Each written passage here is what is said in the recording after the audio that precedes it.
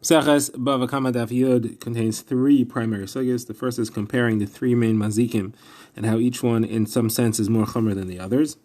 The second is that of partial nezikin being chai for full nezikin. What is that case? And the third is the concept of who has to care for the nevela after an animal has been killed, who's responsible for dealing with the carcass, and whether or not you need to replace something that you killed or you just have to pay the damages. So let's begin. The Gemara quotes a brisa, lengthy brisa beginning at the bottom of Daf Tes, comparing the mazikim of shar, bar, and aish. Now shar here refers to keren, does not refer to shein and regal at all, and it shows how each of them have certain churmas over the other ones. And the brisa specifies each of them, but let's just group them as to what each has, the miles of each of them. So a shar, if it kills someone, it has to pay something called kaifer, that is, the owner has to pay a set amount called kaifer. If it's an eved, you have to pay shloshim shkalim, 30 shekels, and if it is a muad and it's found to have killed, then it's chayav skila and becomes asher bahana at that point. That is a chumrah that shar has over all the other ones. Shar has a particular weakness in that it is Karen only pays half nezek the first 3 times. It is not a muad from day one. It has to establish being a muad until you're fully responsible for it. Now, the bar, its only chumrah is that it's tchilas asiyasi lanezek. Its only function is destroying things. It's created from that from the beginning. It's a dangerous thing. And the fire, Aish, its main chumrah is that it can be responsible for when it destroys things which are roi and things which are eine roi. That means things which are generally considered to be firewood, if it destroys that. And it also burns other things which are not standard that you would think of as a fire destroying. You're responsible for that as well, and that's not true for the other ones. Now, other items brought up here are the concept of leilech lahazik. Does it move? So the bar does not move. The other two move. Then there's the halacha of a chereshet v'katan. If you take this object or thing and put it in the charge of a chereshet v'katan who's not considered responsible for their actions, are you still chayav for it? So if it's a fire, you're not chayav for it. You give it to chereshet v'katan and he doesn't watch it properly, you're not responsible for it. However, the other two you are, shar and bar you are. And that concludes the various halachos as is stacked up by the Mishnah. The Gemara will ask that there should be other things which are not listed, and also what do we mean when we say roi and einoi roi? And the Gemara also wants to know who exactly the author of this brisa would be able to be. Now, Rabbi Yehuda has 2 unique opinions in Zikin. Number 1, he says that the bar is chayiv for kalim. Most shitas, that is the chachamim, hold that a kli that falls into the bar and breaks, the owner of the bar doesn't have to pay for it. They have exeris hakasa for that. Rabbi Yehuda holds that they are. And the other opinion of Rabbi Yehuda is that a fire is chayiv for tamun. If you have something which is hidden within something else and it gets burned, you still need to pay for that. And the chachamim disagree and say you don't have to pay for tamun. So those are the 2 feature halachas of Rabbi Yehuda. The Gemara wants to analyze the brisa, keeping in mind that Rabbi Yehuda holds those 2 shitas and the chachamim do not. So the Gemara first of all asks, why don't we mention on the list of things that are a chumrah that shar has over the bar, that a shar breaks a kli, you're chayav for it, but if a kli falls into the bar, you're not chayav for it. So the Gemara first wants to say that this is Rabbi Yehuda. So the Gemara says that would solve that problem, but it creates another problem, is that we said that the way that a fire is stricter than the bar is that the fire destroys things which are roi and things which are eine roi. The Gemara assumes roi is wood, eine roi is kalim, and that's a way in which fire is stricter than the bar, which means that the bar is not chayav for kalim. But of course, if it's Rabbi Yehuda, that doesn't work. So the Gemara therefore says we'll have to go back to saying that is the Rabbanon. The question that you asked, why don't we list kalim as a chumrah that shar has over the bar? The reason is because we didn't list everything, we left some things out. So Gemara says, okay, if you left some things out, you have to have left something else out. You can't just leave out one thing. It's always a rule. You don't have to, a list doesn't have to be complete, but it can't be missing just one thing. If it's incomplete, it should have other things missing as well. So Gemara tries a few options as to what else was left off the list. So the Gemara first wants to say tamun, that is a hidden kli that is destroyed by a fire, that is left off the list. We're in the opinion of the Rabbanan, like we said. that's a kula that fire has that the other ones don't have. That's left off the list. Now, another approach here is to go back to saying that this is Rabbi Yehuda, and when we said that a chumrah of fire is that it is chayav for things which are einei roi, it doesn't mean kalim, because a bar is also chayav for kalim. So that wouldn't be a chumrah of fire over kli. Einei roi refers to plowed fields, rocks, and earth. Those things being destroyed by fire is not what you would generally consider to be a fire destruction. Now, the Gemara asks another kasha. Rav Ashi asks, why don't you say on the list that a shar is more has a chumrah over the bar, that a shar is chayav on psuli hamikdashin. That is, if you had a carbon or something which was hektish, and it gets a mum, and now it's not hektish any longer, so the halach is that it can be redeemed. It should be redeemed by a hedyot. Now it belongs to a regular person. It doesn't have the halachas of hektish, and therefore if a shar would be mazikit, you would be chayiv for it, as opposed to hektish, where we said earlier in the Masechta that a shar that's mazik hektish does not need to pay for it. Here you would be chayiv for it. However, as far as the bar, you wouldn't be chayiv for that, and the reason is because the Torah, when it talks about the bar, says that you can then keep the carcass. You have to pay for the carcass, but you keep the carcass and it becomes yours to feed to your dogs or to sell it, to do whatever you want with it. That's not true for Psuli HaMikdashin. If there's a kasav that a Psuli HaMikdashin, you can't feed to a dog. And therefore, there would not be chayiv in the bar. It would be chayiv in shar. So that should be a chumrah of shar over the bar. So why do we mention that? Now, if you want to say that this whole Mishnah is that this whole Bryce is the Rabbanon, we already said we left two things out. So you just say, okay, you left out a third thing. But if it's Rabbi Yehuda, we didn't leave anything out. So what else is left out here? So the Gemara says there is something else that's left out, and that's if a shar destroys your plowed field. He stomps on the plowed ground and he ruins it. That is something that a shar is chayav for. We already said an eish is chayav for. The bar is not chayav for that. A bar can't be chayav for destroying ground because the bar doesn't move and the ground doesn't move, so you can't get them together, obviously. So the Gemara says, no, you can't use that as something that's left out, because we mentioned the fact that the bar doesn't move and the shar and the fire do move. So that's included in that halacha. So this isn't counted as something else that we leave out. Okay, this concludes the Gemara's analysis of this brisa. Now the Gemara goes to another brisa discussing the concept of miksas nizkai. So we've seen in the Mishnah that if you are partially responsible for the nizikin, that is, you're partially responsible for allowing the nezek to happen, you have to pay for the full amount.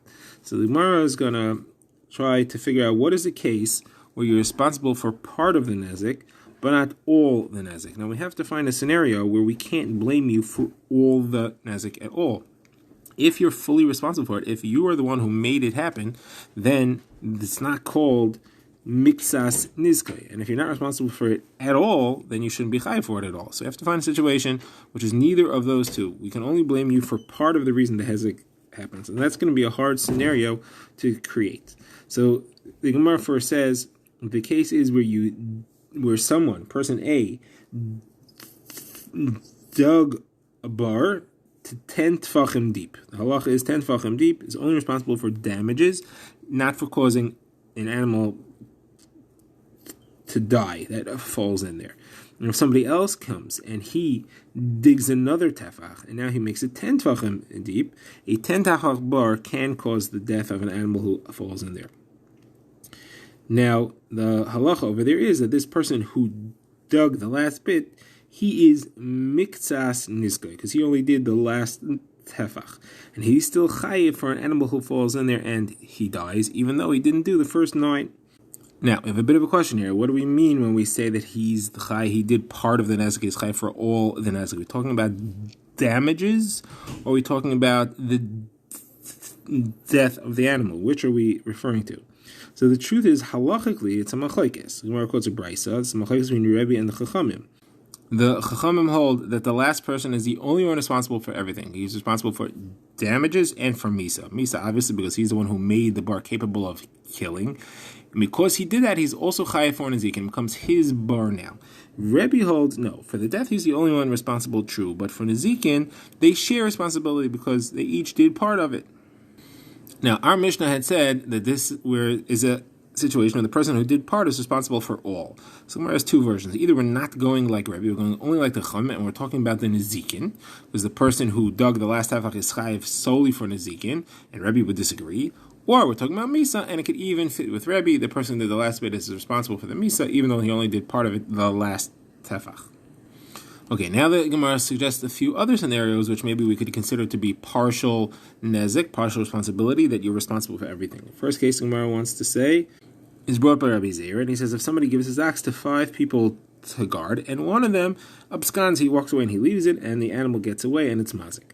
So he's partially responsible. He was one of 5 people supposed to be watching it, and he's fully responsible because he caused the hezek. So the Gemara says this is not going to work because let's figure out the scenario, and either way it's not going to fit. If the scenario is that had that person been there, it could not have caused any destruction at all. He's the one that caused the destruction by walking away, so then he's fully responsible. He is the one who made it happen. It's not a partial responsibility, it's a full responsibility. Everybody else did their job, and he enabled the hezek. If, however, the scenario is that it could have been mazik anyway, so the fact that he walked away, why is that his problem? He didn't cause it at all. It would have happened even if he had been there. It had nothing to do with it.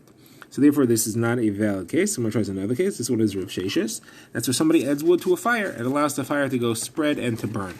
So Mar says again, the same question. What would have happened had he not added the wood? If it would not have spread, so then he's fully responsible. He's not partially responsible. And if it would have spread even without him, he didn't do anything. What does his thing make it responsible at all? Therefore, the Gemara says these two are both rejected. The Gemara tries another one, which is you have 5 people who sat on a bench, and they didn't break the bench. Comes another person along, and he sat down, and now it broke. So this Brisa says that the last one is chayiv. Now, the first two weren't a Brisa. The first two was just logic. But here it says, we have a Brisa that says that the last one is chayiv.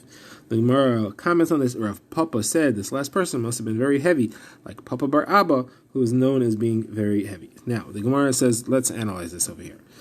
Same question as before. What would have happened had he not sat down? Would it have broken without him? If it would not have broken without him, so then he broke it. So for sure he's chayiv, but he's chayiv for it completely. Not why should anybody else be chayiv? If it would have broken without him, then he didn't do anything. So but now you have a problem. The first 2 cases was just logical. There was no brisa who said that. Here you have a brisa. If you're telling me that either case there's no chiddush, either it's no chiddush or it's wrong, so why does the brisa say it? Again, if it would not have broken without him, it's pashut he's chayiv. The brisa doesn't need to say that. If it would have broken without him, then he shouldn't be chayiv at all. So what is the case of brisa? We have to figure out how to explain the brisa, and then we'll see whether this is a valid suggestion from Pshat our Mishnah or not. So we have 2 attempts to explain what the brisa means and why it's chiddush. The first is that had he not sat down, it would have broken, but it would have taken some time. Now that he sat down, it broke right away. So they will say to him as follows: if you would not have come and sit down, we would have stood up soon, and it would have never have broken. We wouldn't have stayed here long enough for it to break. Now that you came and you sat down and caused it to break, we didn't have the opportunity to get up and avoid the breaking from happening. So the Gemara asks on that he could say to them, me alone would not have broken either. It's only because you were sitting there that it broke. So why should it be my responsibility? So the Gemara agrees. The Gemara therefore changes the case. The Gemara says, no case. So what actually happened was he didn't sit. He leaned on them, did not allow them to get up, and that's how it broke. So he's fully blocking them from getting up. He did everything. And there's no tzad that they're chayiv. The only tzad is that he's chayiv. Why should he be chayiv? So yes, he's chayiv because he's the one who caused it. Why is it a chiddush? The chiddush is because he never touched the bench. His body didn't affect the bench. It didn't break it. His koyach is what caused it. It's a chiddush that koyach of breaking something makes you chayiv for it, even without actually interacting with it. Now that we know Pshat and the Brisa, of course, we can no longer use this to explain our Mishnah, because it's not a case of him doing part of the Nezik. He did the full Nezik, because he's the one who kept them there and added weight to it himself. Now, the Gemara has another suggestion for a case where it's part of the hezek. And the Gemara says if you have 10 people, we'll put a bryce here again. If you have 10 people hitting one person with rods, and he dies.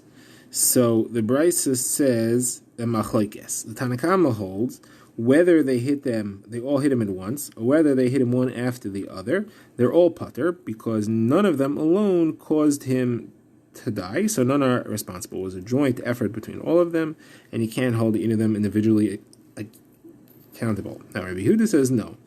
That's true if they all hit him at once. If they took turns, the last one to hit him is the one who caused him to die the most recent. He's the one who caused his death now. All the other ones would have caused his death, but Lamaisa they didn't because someone else killed him sooner. And therefore, he's the one that is responsible. So he only did part of it, though, because they all knocked him out a little bit.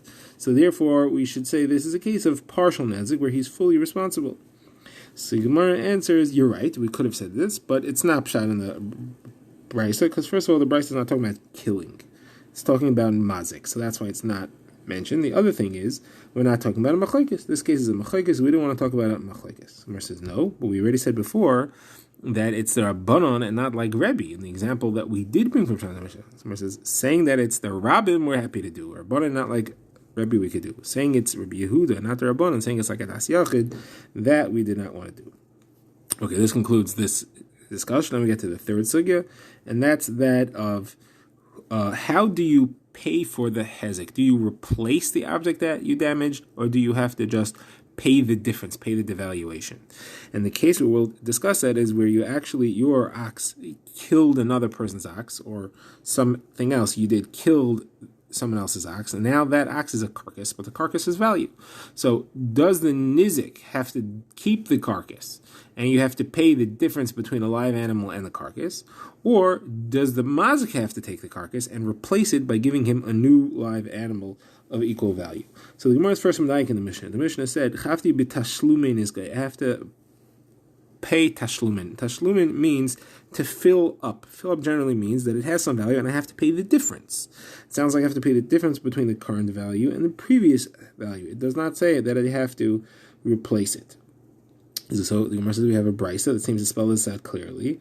It says that the bailim have to deal with the nevela, meaning that the nizik has to deal with the carcass, and the mazik only has to pay the difference in the value. But it's the nizik's responsibility to deal with the carcass, to sell the carcass. That's his issue. Now, the Gemara says, what is the source of this halacha? The Gemara brings three different sources. One appears in two different sugyas. So you have a total of 4 sugyas. One is where a person kills an ox. A second is where a wolf destroys an ox and someone's supposed to be watching it. The third is where an ox kills someone else's ox. And the fourth is where an ox falls into a pit that you dogs are responsible for it. And the 4 sources as this follows. First of all, it says, if a person hits somebody else's ox, he has to pay for it. Yishalmena, we say Rasha Yashlimena, he has to fill it up, meaning he has to pay the difference. Now, as far as the Shemer Sachar, who's watching an ox and he doesn't watch properly and he gets killed by a wolf, there it says, so it says, you read it as ad treifa yishalim, up till the treifa you pay for, meaning aid, you read as ad treifa yishalim, until the treifa you pay for. The treifa itself, you don't need to pay for, that the nizik keeps, and he takes that as part of the money. Now, a third, Josh's brought by Chizkiah, it says v'hamesi eloi, and v'hamesi eloi means that the nizik keeps the mace. That pasuk it says both by an ox goring an ox and by an ox falling into a pit. Gemara says, how do you know that v'hamesi eloi is referring to the nizik having to keep it? Maybe v'hamesi eloi is that the mazik has to keep it. So the explanation is, Abai explains, if the mazik had to keep it, you wouldn't have to say anything. Obviously, the mazik has to keep it. It should just say you pay shar tachashar. It says shar tachashar in the pasuk. Shar tachashar means you have to give him a new ox. I'd have to say v'hamesi eloi if you have to. You could do whatever you want with the nevela if you're replacing it with a new one. So obviously means to say that you're not the one who has to keep it. The mazik is not the one who has to keep it. The nizik has to keep it, and you only have to pay the difference between them. So now the Gemara says, why do I need all these different makaris? Why don't I just learn one from the other? Why do you have to say this halacha in all these cases? So says the Gemara, in the case of a person who hurts an ox, who destroys an ox, it says maka behema yishalmena. You have to say it there because it's leishchiach. You would think that you don't have to pay there. It's uncommon for a person to attack an ox. But treifa, where a wolf does, where it's common, so you would think you would not be able to make the nizik need to deal with it. Next, if it would only say treifa, you would think that's because there the person didn't actually do it. He was just negligent in his watching, but it was a wolf who did it, so maybe there the nizik is responsible for it. But if you yourself were involved with your hands, then you would need to take care of the nevela yourself. And if you said those two, maybe that's because both of them are pretty infrequent, or because it's memela. But in a case where your ox destroyed an ox, where it's pretty normal, it happens, and it's an actual your ox went ahead and actually destroyed it. It wasn't just that you stood by, so maybe there, for that one, you would be responsible, and therefore you have to say that one as well. And if you would have only those three, that's because those are all your possessions. But as far as shmira, where it's you yourself who didn't watch it, so if you wouldn't say that, if you'd only say the shard, you wouldn't say the case where you yourself were negligent in the shmira. You would think, where my shar was mazik, that's where it's not my fault so much, so the nizik has to deal with it. But where it is me who didn't watch it properly, then I do need to deal with it. That's why you needed to teach me the halacha over there as well. So now the Gemara says, Rav Kahana said to Rav that the reason that we know this halacha is because the Torah says, V'hamesi yalai. Without that, I would have said that the nevela goes to the mazik, and you can't just give the nevela to the nizik. So Gemara asks, what do you mean? We said you could pay with any type of value you want. So let's say the mazik had a pile of nevelas at home. He could give all those nevelas to the nizik and say, take these nevelas as payment. So certainly he could give this nevela to him. So what does it mean that you can't pay with nevela? You can pay with whatever you want. So Gemara answers, no. What we mean to say is that the nevela is the property and responsibility of the nizik from the moment that the attack happens. And if he doesn't deal with it right away, and if he doesn't take care of it, and it loses value because it starts to rot, it's the nizik's loss. The mazik is not responsible for that. It maintains the possession of the nizik. If you would say the way you're saying, that the mazik pays him with it, belongs to the mazik, and the mazik pays him, then it only can be evaluated at the time that he pays him. If it went down in value, it's the mazik's loss. Therefore, we're saying, no, it's the nizik's responsibility. We evaluate it at the moment that the attack happens, and that's the value that he has from it. Any value that degrades from that point is his loss, and the mazik only has to pay the difference from the original value at the time of the attack.